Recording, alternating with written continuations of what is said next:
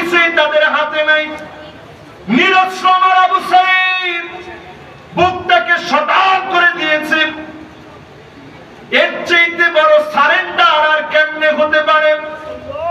Surrender হয়ে গেছে, আমার হাতের ভিতরে কিছু নাই, আমি তোমাদেরকে ভালোবাসা দিয়ে গেলাম।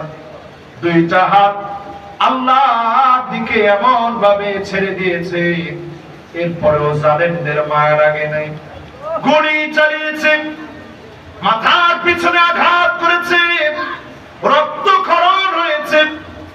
আমার রংপুরের শহীদ আবু সাঈদ আমার মুগ্ধ, যেইভাবে পানি পানি বলে মুগ্ধতা ছড়িয়েছে, এইগুলা যদি আপনারা ভুলে যান, অচিরেই আযাব আসবে, বড় ধরনের আযাব, ঠিক কিনা বলে?